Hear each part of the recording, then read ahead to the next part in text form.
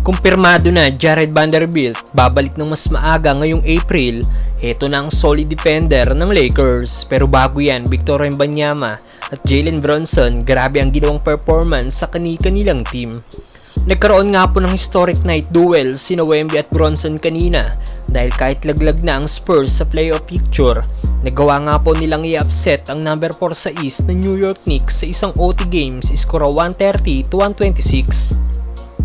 Ang naging highlights ng laro ang naging banggaan ni Wemby at Bronson dahil parehas naglatag ng kanilang career high in points ang dalawang player.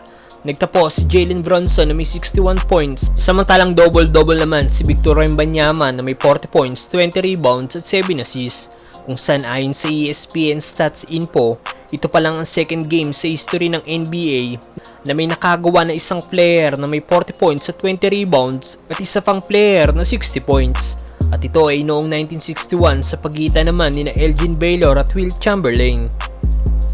Samantalang good news para sa mga Lakers fans, Jared Vanderbilt babalik ng mas maaga ngayong April.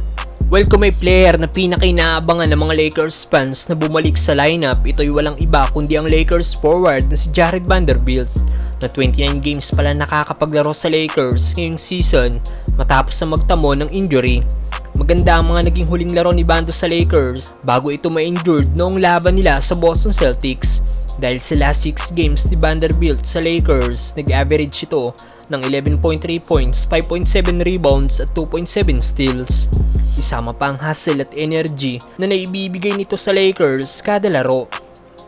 At ngayon magandang balita dahil ayon sa Lakers insider na si Jovan Buha, ayon sa narinig niya sa Lakers, tinatarget daw ng team na paglaruin na si Vanderbilt ngayong early April pero wala pa daw exact date ng April kung kailan maglalaro si Bando.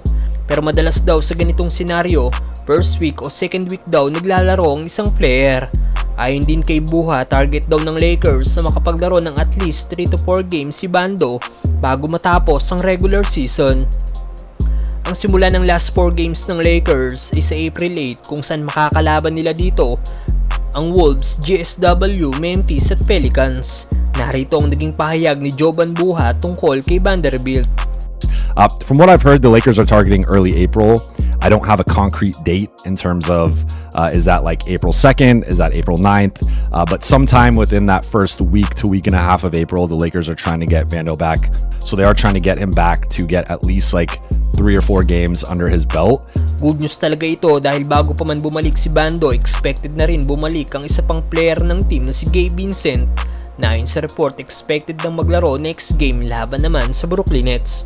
Siguradong malaki ang magiging role ng dalawang player na ito sa paparating na playoffs na pag nag-choke ulit si D'Lo gaya kanina kontra Pacers, andyan naman si Gabe Vincent na may finals experience na din.